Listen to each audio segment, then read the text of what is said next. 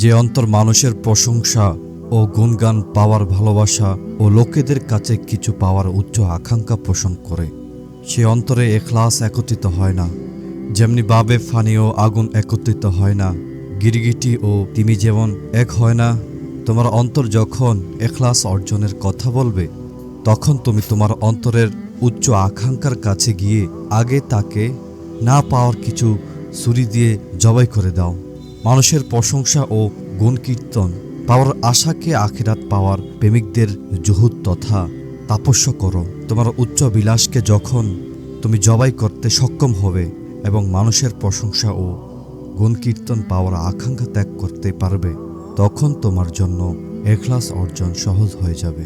যদি তুমি জিজ্ঞেস করো উচ্চাবিলাস এবং মানুষের প্রশংসা ও গুণকীর্তন পাওয়ার আকাঙ্ক্ষাকে কিভাবে ত্যাগ করা আমার জন্য সহজ, আমি বলবো উচ্চাবিলাসকে খতম করার সহজ উপায় হচ্ছে তুমি দৃঢ়ভাবে বিশ্বাস করবে যে মানুষ যা কিছুই আশা করে তার ভান্ডার আল্লাহর কাছেই রয়েছে। তিনি ব্যতীত কেউ এর মালিক নয়, তিনি ব্যতীত কেউ তা বান্দাকে দিতে পারে না। অন্যদিকে মানুষের প্রশংসা ও গুণকীর্তন পাওয়ার আকাঙ্ক্ষা ত্যাগ করার সহজ উপায় হচ্ছে তোমার অকাট্য ইলম, যা আল্লাহ ব্যতীত কারোর প্রশংসা কোনো উপকারে আসবে না, ব্যক্তিকে সুসজ্জিত করতে পারবে না। তিনি ব্যতীত কারো নিন্দা কাউকে ক্ষতিও করতে পারবে না।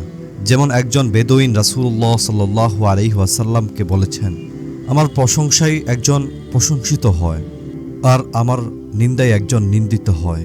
নবী করিম সাল্লাল্লাহু আলাইহি ওয়াসাল্লাম বললেন, এ তো আল্লাহ তাআলারই এখতিয়ার।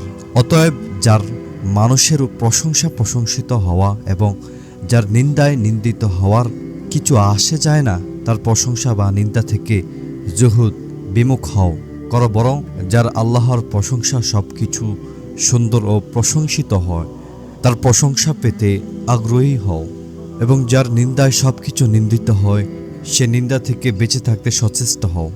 ধৈর্য ও ইয়াকিন ব্যতীত এগুলো অর্জন করতে সক্ষম হবে না। যখন তোমার থেকে ধৈর্য ও ইয়াকিন হারিয়ে যাবে, তখন তোমার অবস্থা এমন হবে যে ব্যক্তি যানবাহন ব্যতীত অথই সমুদ্র পাড়ি দিতে ইচ্ছা করে।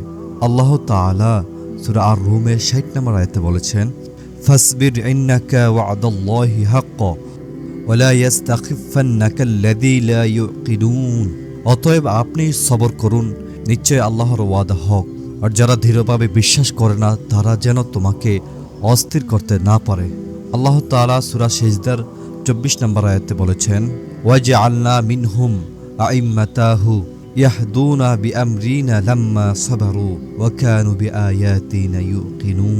আর আমি তোমাদের মধ্য থেকে বহু নেতা করেছিলাম, তারা আমার আদেশ অনুযায়ী সৎ পথ প্রদর্শন করত যখন তারা ধৈর্য ধারণ করেছিল, আর তারা আমার আয়াতসমূহের প্রতি দৃঢ় বিশ্বাস রাখত।